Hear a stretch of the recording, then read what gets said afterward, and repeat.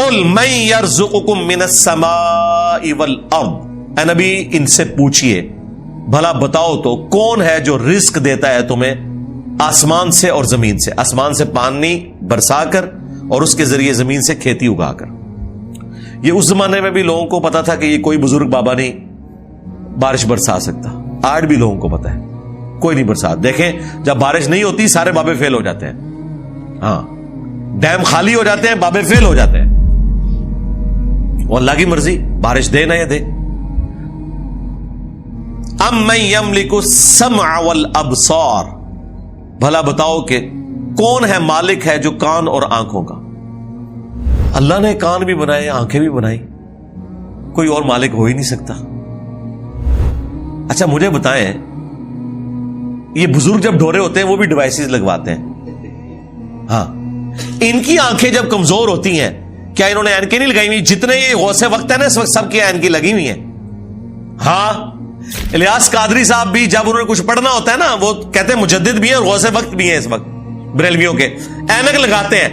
کیوں لگاتے ہو اینک؟ تم تو دلوں کے بھی چھپے ہوئے راز جانتے ہو، سامنے چیز آئی ہوئی نہیں پڑھ سکتے۔ ابھی تو انجینئر صاحب نے اپنا فارمولہ نہیں رکھا میکینیکل انجینئرنگ کا، مشین ڈیزائن کا۔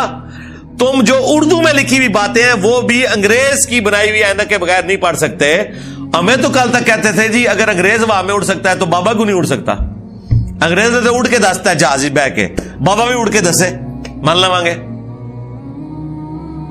تو انگریزوں کی بنائی ہوئی اینکیں لگا کے تم لوگ وہ چیزیں پڑھتے ہو تو ظاہر ہے تم تو مالک نہیں ہو ان آنکھوں کے۔ آج تک کسی بزرگ نے اپنی آنکھیں کمزور ہونے سے روکی ہیں؟ کوئی شخص اپنے بڑھاپے کو ٹال سکتا ہے؟ کوئی پیغمبر بھی نہیں ٹال سکتا اپنے بڑھاپے کو۔ بال سفید ہوئے تو ہو گئے، نظر کمزور ہوئی ہے تو ہو گئی ہے۔ تو یہ چیز ہے، اللہ تعالیٰ فرماتا ہے کہ پوچھ ان سے اے نبی صلی اللہ علیہ وآلہ وسلم کون مالک ہے کان کا اور آنکھوں کا۔ وَمَن يُخْرِجُ الْحَيَّ مِنَ الْمَيِّتِ، اور کون ہے جو مردے میں سے زندہ کو نکالتا ہے۔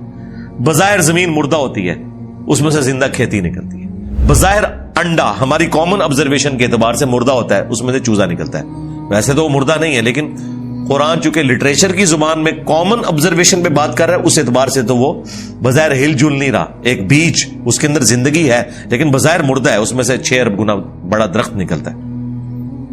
وَيُخْرِجُ الْمَيِّتَ مِنَ الْحَيِّ،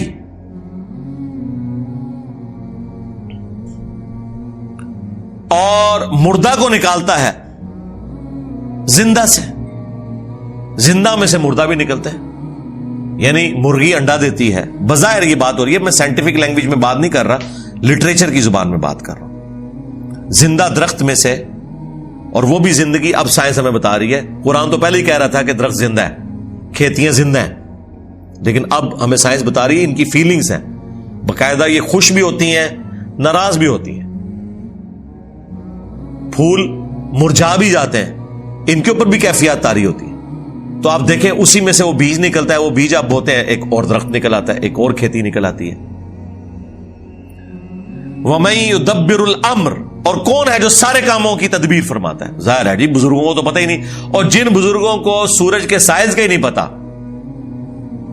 وہ سورج کو کیسے کنٹرول کر سکتے ہیں، اور سورجوں کی تعداد بھی نہیں پتا، ان بیچاروں نے یہی سورج دیکھا ہوا ہے۔